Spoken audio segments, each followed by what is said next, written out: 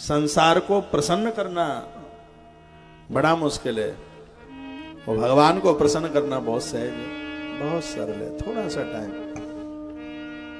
भगवान के लिए निकालिए। यदि तुम नित्य जप नहीं करते हो तो अपने जीवन के साथ बहुत अन्याय कर रहे हो।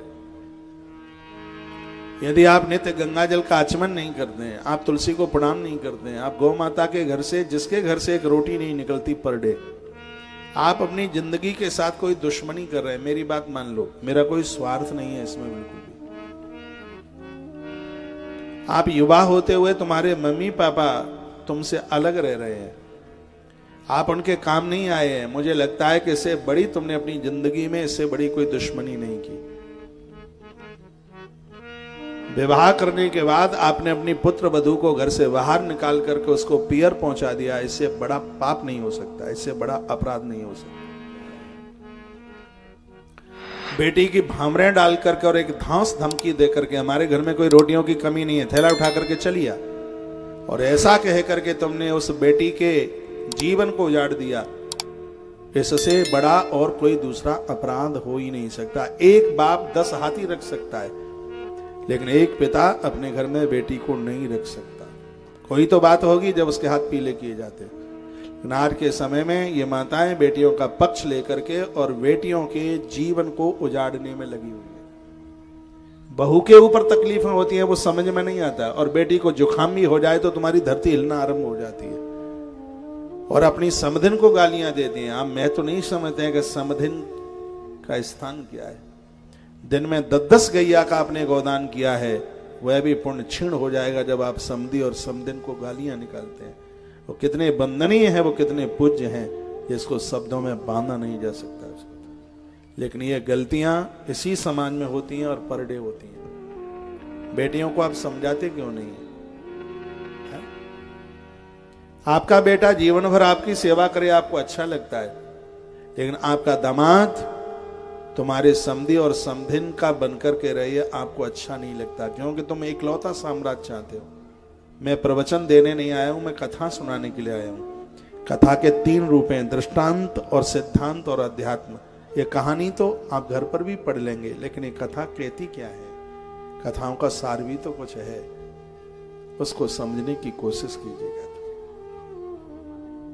श्री कृष्णाय वयं नुमा, जो सबको जीवन दे रहे हैं, सबको जिंदगी दे रहे हैं, हमारे त्रिविध तापों का हरण कर रहे हैं, ऐसे भगवान को हम वंदन प्रणाम करते हैं। ऐसे सुखदेव मुनि जिन्होंने सबको ये श्रीमद् भागवतामृत सुनाया परीक्षित राजा के माध्यम से, और सबके हृदय में एक गुरु के रूप में बसेरा करते हैं, ऐसे सुखदेव मुनि जी को हम, ऐसे गुरुदेव को हम वंदन करते हैं और उन्हें हम प्रणाम करते हैं। आइए, नैमिष की धरती से, यूपी में बड़ा अच्छा तीर्थ है नैमिषारण्य, लखनऊ के पास है। इसका डिस्ट्रिक्ट सीतापुर पड़ जाता है। कभी समय मिले इस स्थान का दर्शन करने को जाना। यहाँ माता धेनुमती बह रही है, गंगा माई बह रही है, और इस राजा ने 23,000 वर्ष तक यहाँ पर तप किया। और इस तप का यह प्रभाव था कि वही राजा त्रेता में दशरथ और उनकी पत्नी शत्रुपा थी, वो कौशल्या बनी, और स्वयं ईश्वर उनके पुत्र राम बन करके आ गए, और स्वयं साक्षात लक्ष्मी उनके घर में पुत्र वधू बन के आई।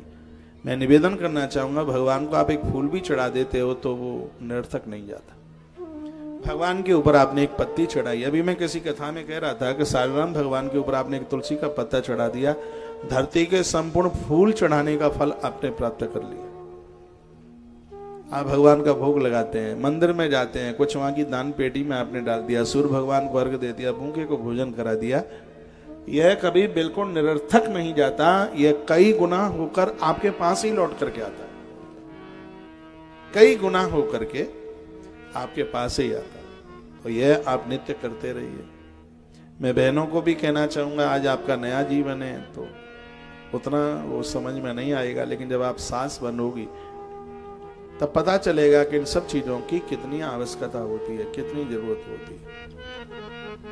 आपकी सास घर में पूजा करती है, ससुर पूजा करते हैं, दायित्व तो आपका है कि पूजा की पूरी तैयारी आप करें। सुबह थोड़ा जल्दी से भोर में बिस्तर छोड़ के तो देखिए, आनंद हो जाएगा, आपके चेहरे पर रौनक होगी। और ऐसी रौनक होगी जो लीपा पोती करने से भी नहीं आ सकती। चेहरे पर इतना ग्लोजर होगा, इतनी दमक होगी, इतनी चमक होगी। भोर में जागने की बड़ी महिमा है। सुबह ही सुबह आप फूल को देखिए कितना खिलता है। बहुतों को तो सूर्य निकलते समय किरण कब कितने बजे निकलती हैं पता भी